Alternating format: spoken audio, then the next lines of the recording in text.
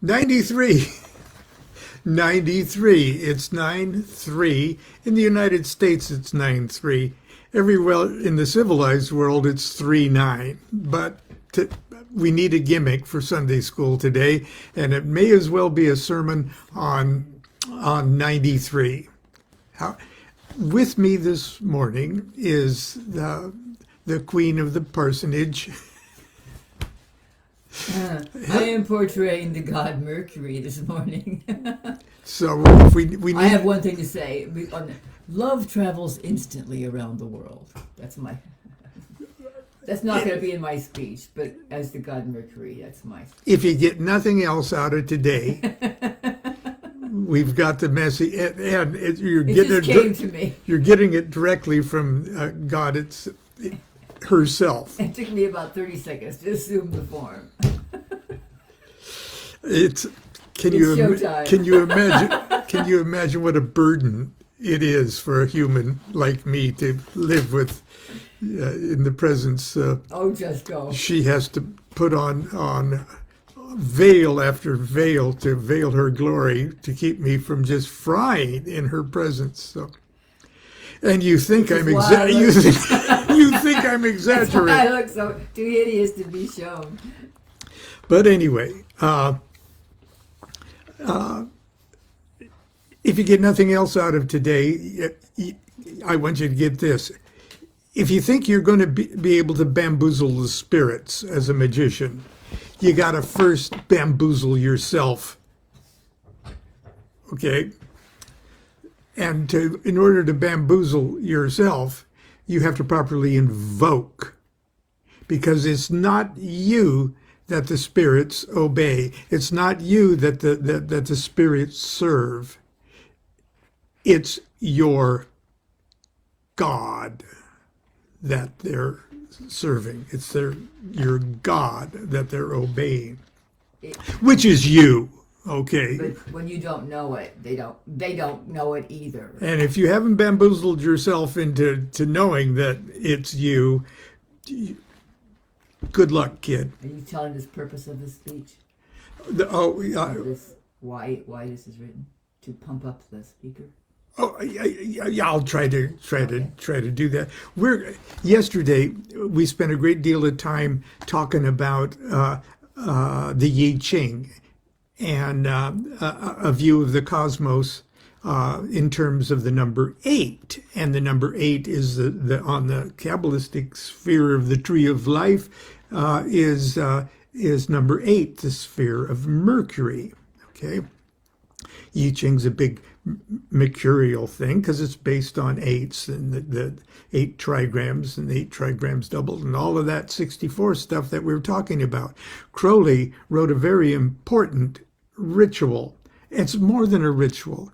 It's the opening act of a thelemic worship service, and he's sort of picturing it as if you go to church on Sunday, okay, and the thelemic minister is going to, after some songs, the choir sings sweet readings from the Book of the Law and the Holy Books. Yes, opening things that then the choir sings Sweet Babylon, and okay.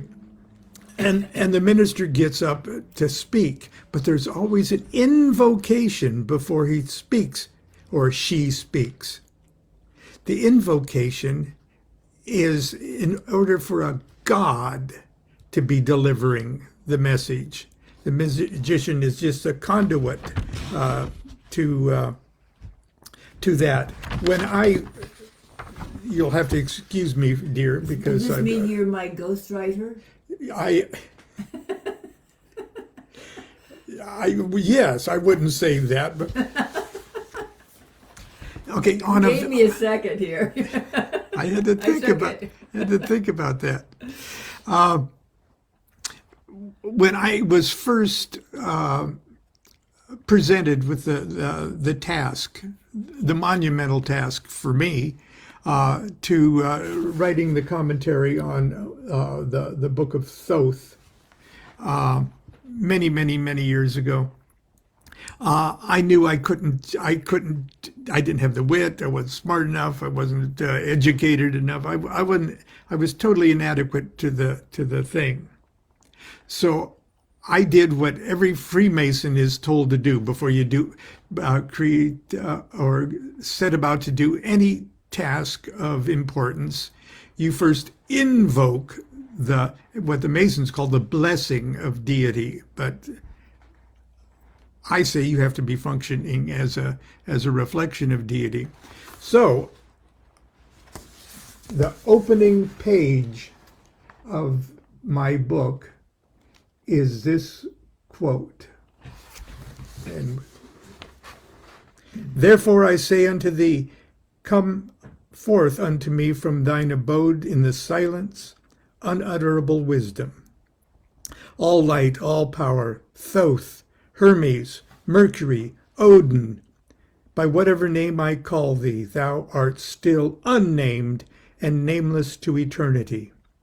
Come thou forth, I say, and aid me, and aid and guard me in this work of art.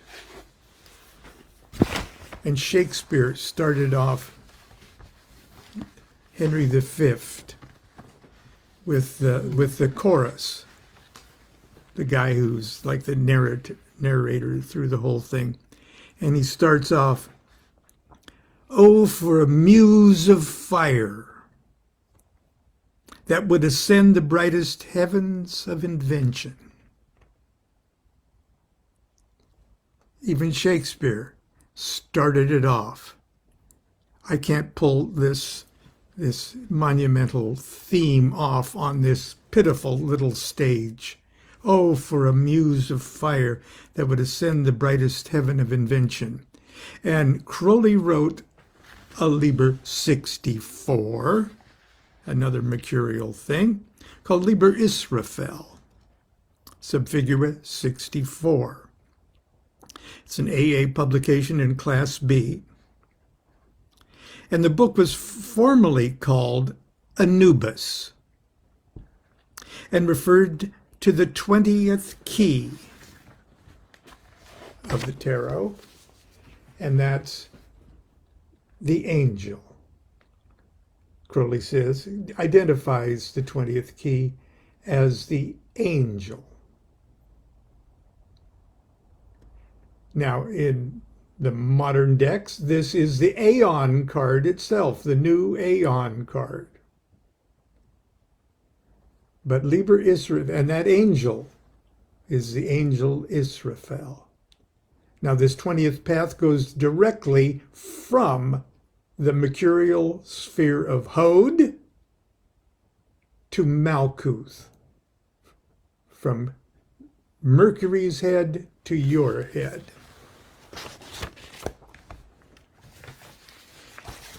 And it seems to suggest that when the Thelemic minister gets up before he delivers or she delivers the sermon,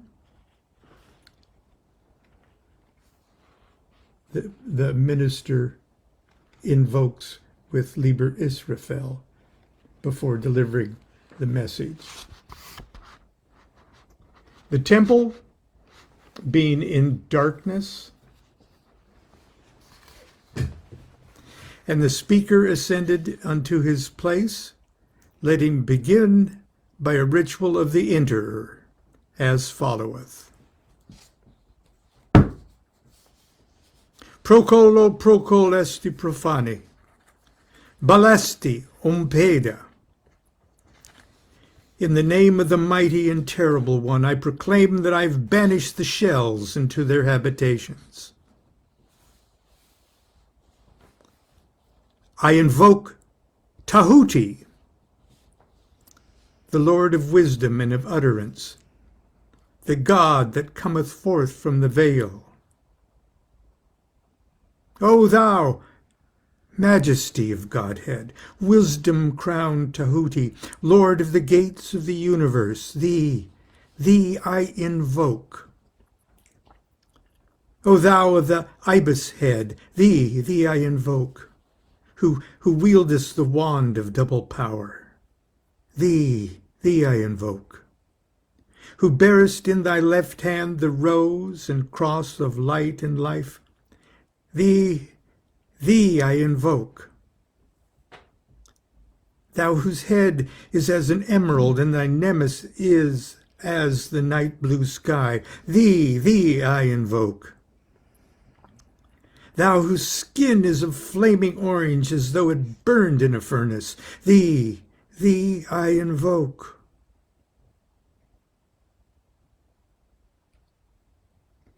Behold, I am yesterday, today, and the brother of tomorrow. I am born again and again. Mine is the unseen force whereof the gods are sprung, which is as life unto the dwellers in the watchtowers of the universe. I am the charioteer of the east, Lord of the past and of the future. I see by mine own inward light, Lord of resurrection, who cometh forth from the dusk, and my birth is from the house of death. O ye two twin hawks upon your pinnacles, who keep watch over the universe, who company the bier to the house of rest, who pilot the ship of Ra, advancing onward to the heights of heaven, Lord of the shrine which standeth in the center of the earth. Behold, he is in me, and I in him. Mine is the radiance wherein Ta floateth over the firmament. I travel upon high. I tread upon the firmament of Nu. I raise the flashing flame with the lightning of mine eye, ever rushing on in the splendor of the daily glorified Ra, giving my life to the dwellers of earth. If I say, come up upon the mountains, the celestial waters shall flow at my word. For I am Ra incarnate, Kephra created in the flesh. I am the Eidolon of my father Tmu, Lord of the city of the sun. The God who commands is in my mouth.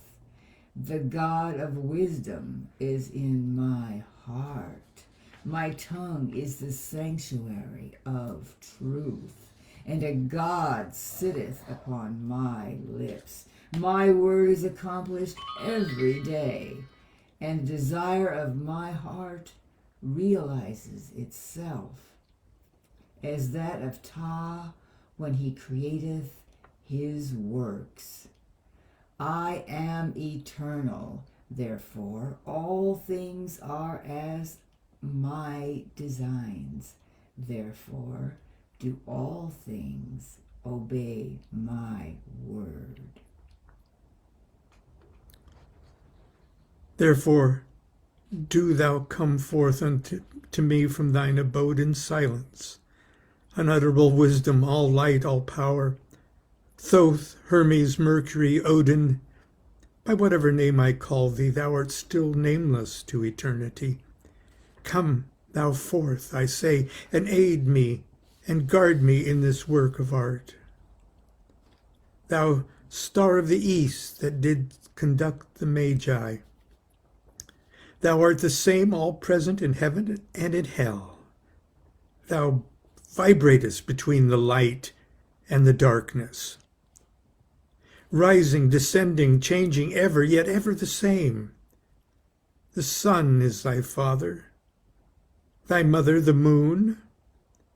The wind hath borne thee in its bosom, and the earth has ever nourished the changeless Godhead of thy youth. Come thou forth, I say, come thou forth, and make all spirits subject unto me, so that every spirit of the firmament and of the aether, upon the earth and under the earth, on dry land and in the water, of whirling air and of rushing fire, and every spell and scourge of God, the vast one, may be obedient unto me. I invoke the priestess of the silver star, Asi, the curved one, by the ritual of silence. I make open the gate of bliss. I descend from the palace of the stars. I greet you. I embrace you, O children of earth that are gathered together in the hall of darkness. Pause.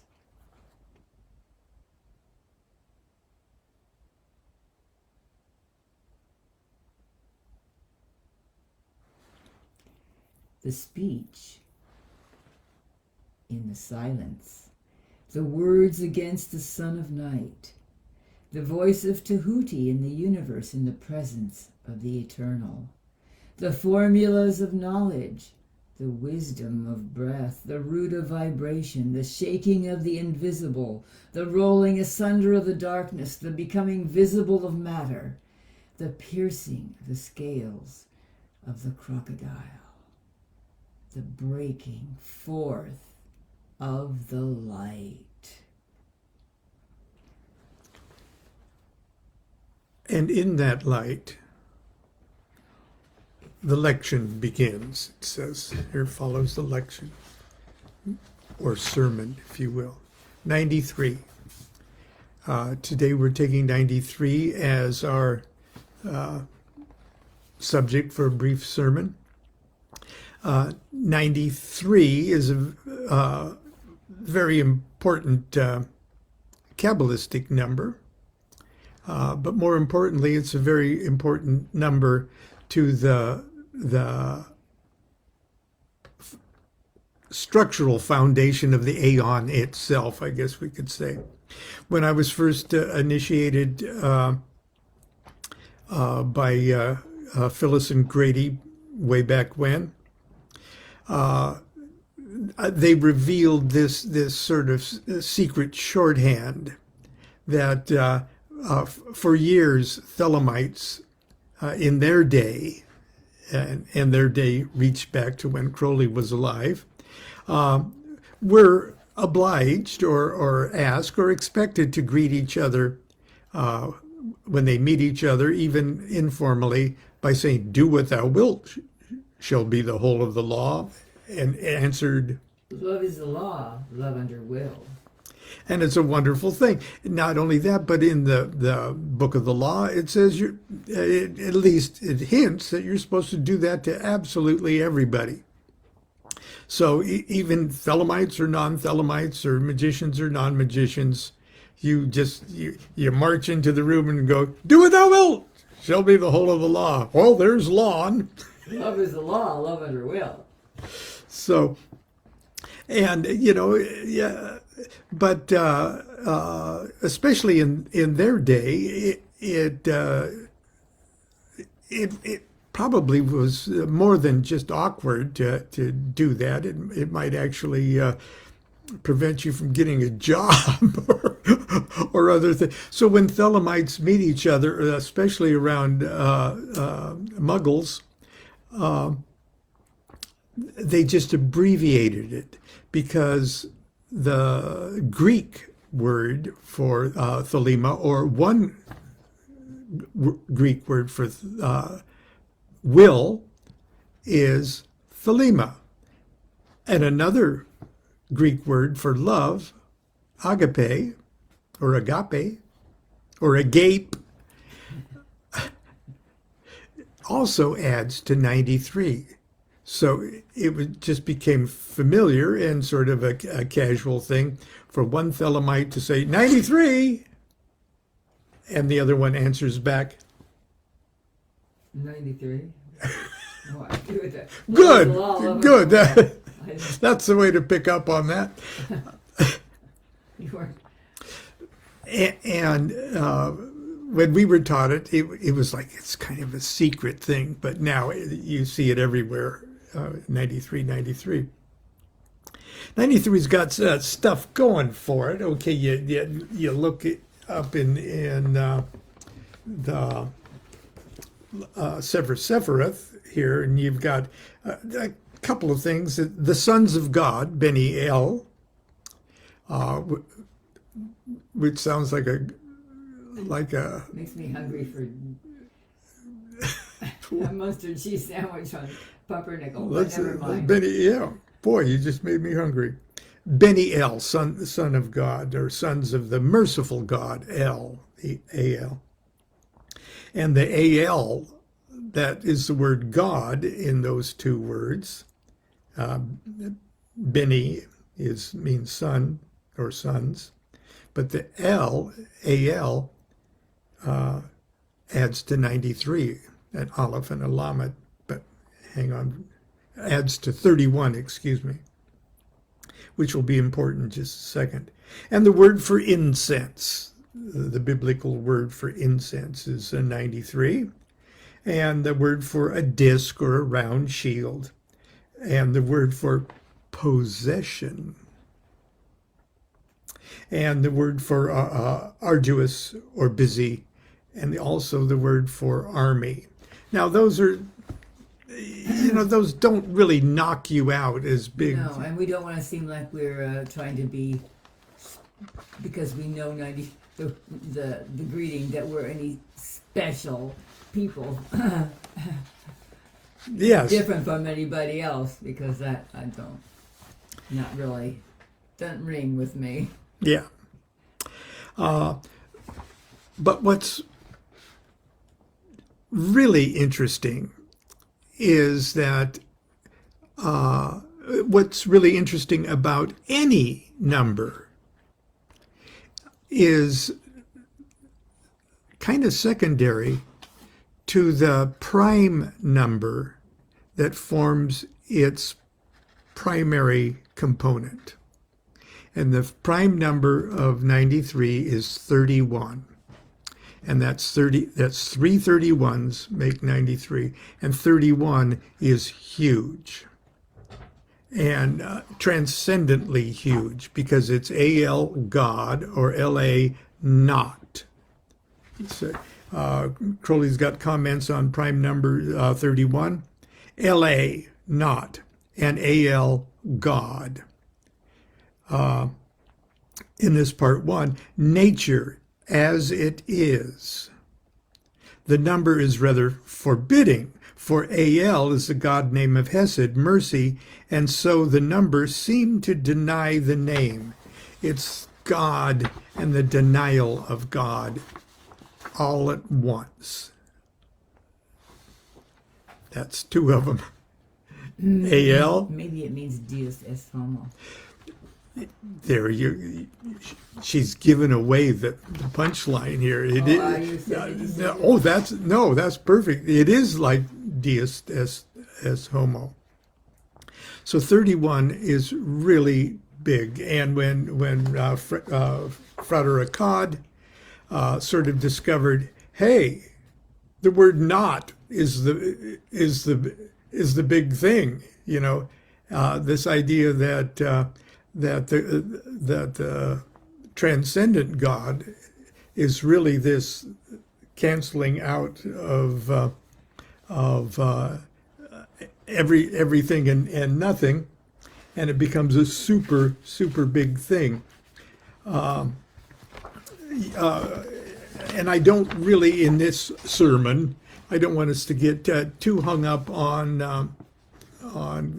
Kabbalistic games, because we can. It doesn't help me in my daily life at all. Because it doesn't help Constance in her daily life I just want at us all. all to remember that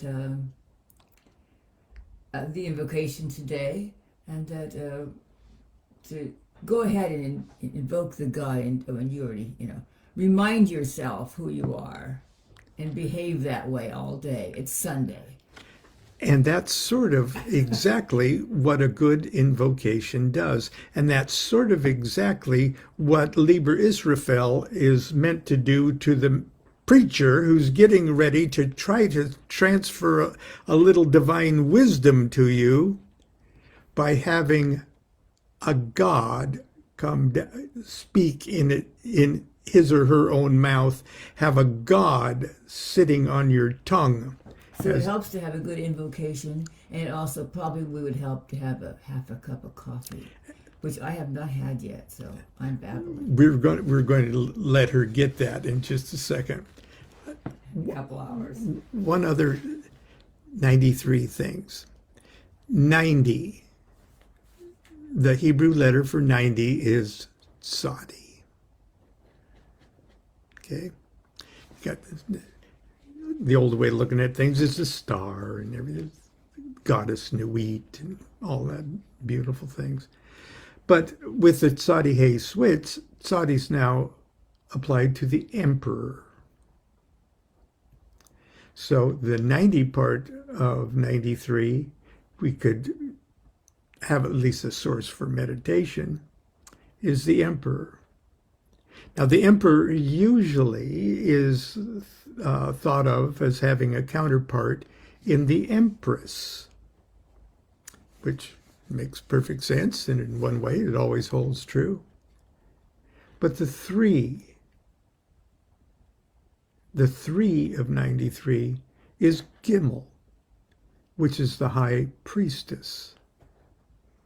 So the idea of the emperor mated with the high priestess, the dynamics of that relationship is really more characteristic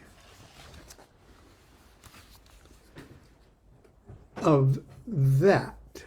Which is now the what?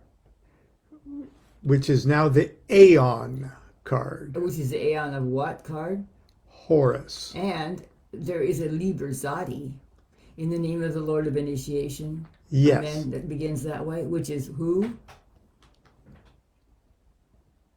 The Lord of Initiation. I think it's the same person in the Aeon card, but I could be wrong, something like that, because it's. But anyway, it's the most positive thelemic, or anyway, it's a very positive thing to read if you want to read something like that to pump yourself up to feel like a god.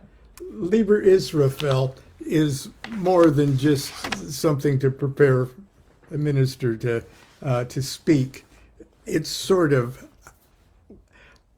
how you should handle all of your inner thoughts as well. It should be yourself as the conduit to the supreme wisdom. And not to mention, little Catholic kids start off their day by saying the prayer to the Holy Guardian Angel to be guarded and guided in everything they do all day. So perfect. And on that, that's how you do your will instead of.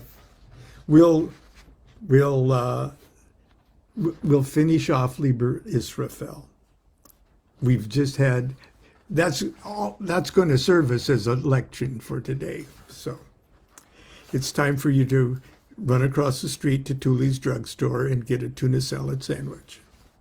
But first, there is an end of the speech. Let the silence of darkness be broken. Let it return into the silence of light. Do you want to read 21? No. The speaker silently departs. The listeners disperse unto their homes. Yea, they disperse unto their homes. Do what thou wilt shall be the whole of the law. Love is the law, love unto will. Disperse well. Enjoy your dispersal.